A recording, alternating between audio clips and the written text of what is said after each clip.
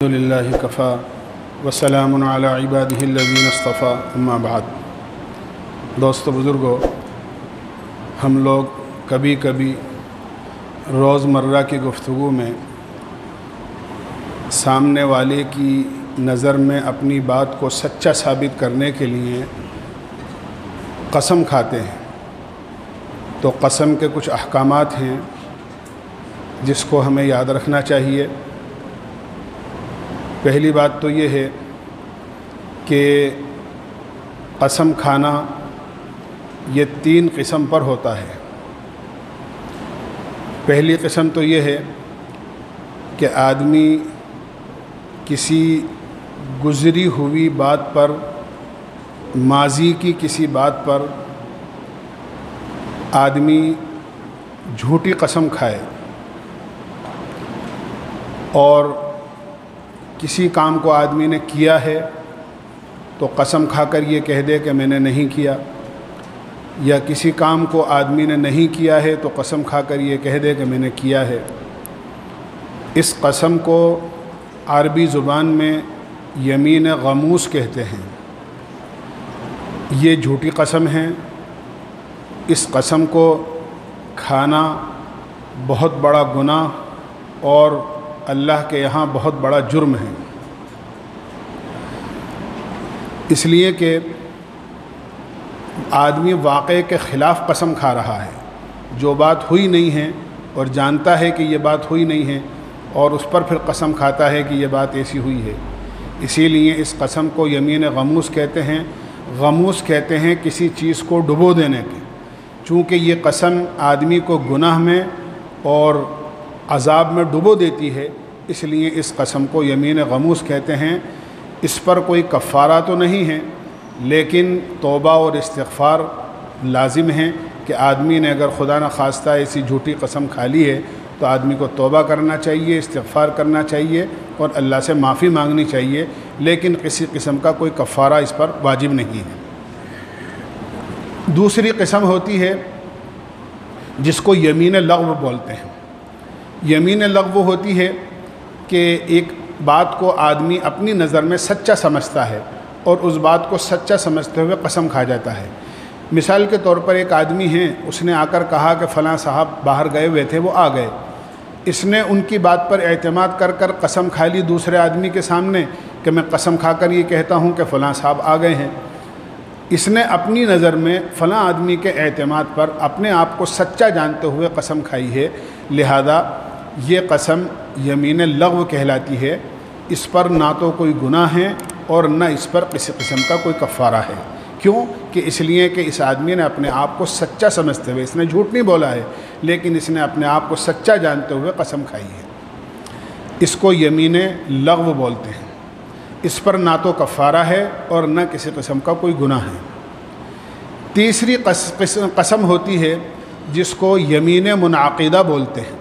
یمین منعقدہ وہ قسم کہلاتی ہے جو آئندہ مستقبل کے زمانے میں کسی کام کو کرنے یا نہ کرنے کی آدمی قسم کھائے کہ میں فلاں کام کروں گا قسم کھا کر کہے، یا فلاں کام نہیں کروں گا اس کو آدمی قسم کھا کر کہے، یہ یمین منعقدہ کہلاتی ہے۔ اس قسم کے توڑ دینے کی وجہ سے آدمی پر کفارہ واجب ہوتا ہے۔ میں بعد میں بتاؤں گا اس کا کفارہ کیا ہے، لیکن اس یمین منعقدہ کے سلسلے میں ہمیں یہ بات یاد رکھنا چاہیے کہ بعض قسمیں ایسی ہوتی ہیں جو آدمی اگر کھا لے تو اس کی حفاظت کرنی چاہیے۔ قرآن کریم میں بہت سی قسموں کی حفاظت کرنے کا حکم ہے۔ وَاحْفَظُوا أَيْمَانَكُمْ، اپنے قسموں کی حفاظت کرو۔ مثلا آدمی نے کوئی قسم یہ کھائی کہ میں آئندہ کبھی جھوٹ نہیں بولوں گا، قسم کھا کر یہ کہا، تو اپنے قسم کی حفاظت کرنی چاہیے اور آدمی کو جھوٹ نہیں بولنا چاہیے۔ اسی طرح آدمی نے قسم کھائی کہ میں کسی کو دھوکہ نہیں دوں گا، میں کسی پر ظلم نہیں کروں گا، میں کسی کے ساتھ زیادتی نہیں کروں گا، میں کسی کے ساتھ ناانصافی نہیں کروں گا، میں آئندہ کوئی کبیرہ گناہ یا چھوٹا گناہ نہیں کروں گا۔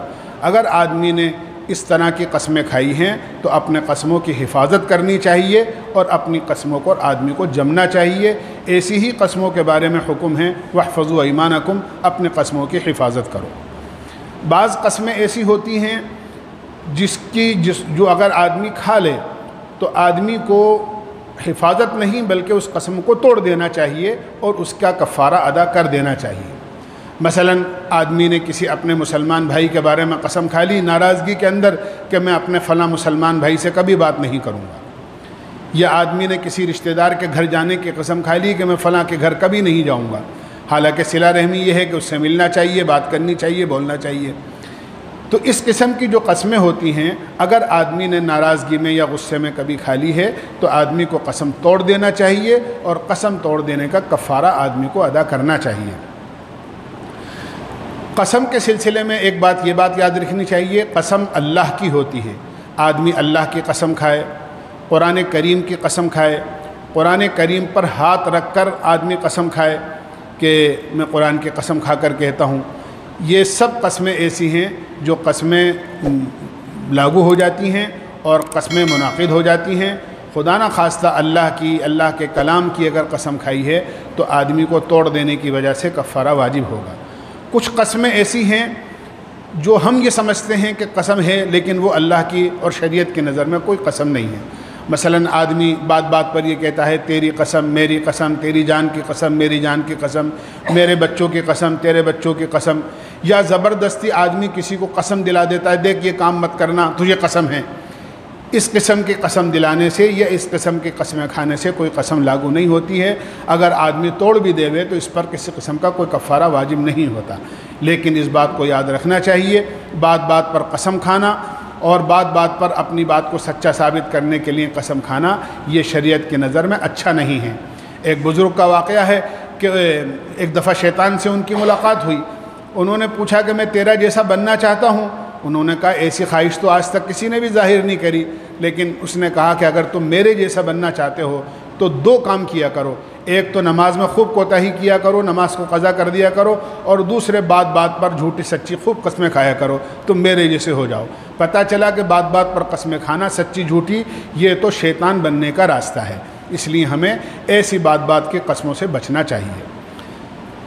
خدا نہ خواستہ اگر آدمی نے قسم کھا لی اور قسم کھانے کے بعد میں آدمی نے اپنی قسم کو توڑ دیا تو اس قسم کا کفارہ یہ ہے فَكَفَّارَتُهُ 10 مساکین من اوسط ما تطعمون اطعام مساکین او کسوتهم او تحریر رقبہ، کہ جو ہے یہ 10 مسکینوں کو یا تو آدمی کھانا کھلائے دونوں وقت کا، یا ان کو کپڑا پہنائے 10 مسکینوں کو اور غریبوں کو، یا پھر غلام آزاد کرے۔ اس زمانے میں چونکہ غلام وغیرہ نہیں ہیں لہذا غلام وغیرہ آدمی آزاد نہیں کر سکتا۔ اگر کسی کو کپڑے دے رہا ہے تو 10 غریبوں کو اگر کپڑے دیوے تو 10 کو اتنا کپڑا دیوے کہ اس میں ان کا سطر چھپ جائے، لنگی دے اور کرتا دیوے یا کرتا اور پاجامہ دے تاکہ ان کا پورا لباس بن جاوے۔ اگر کھانا کھلاتا ہے تو دونوں وقت کا کھانا کھلاوے، یا دونوں وقت کے لیے ایک صدقہ فطر کے برابر یعنی تقریباً 1 کلو 600 گرام گیہوں وغیرہ دے دے تاکہ ان کے دونوں وقت کا انتظام ہو جائے۔ بہرحال اگر قسم کھا کر آدمی توڑ دیتا ہے تو 10 غریبوں کو، 10 مسکینوں کو، 10 محتاجوں کو دونوں وقت کا کھانا کھلانا یہ ہمارے قسم کا کفارہ ہے۔ اگر ہم نے ایسا کر لیا تو انشاءاللہ ہمارے قسم کا کفارہ ادا ہو جائے گا۔ اللہ تعالی ہمیں عمل کی توفیق نصیب فرمائے۔ سبحان اللہ و بحمدہ، سبحانک اللہم و بحمدک، ونشہد ان لا الہ الا انت، نستغفرک و نتوب الیک۔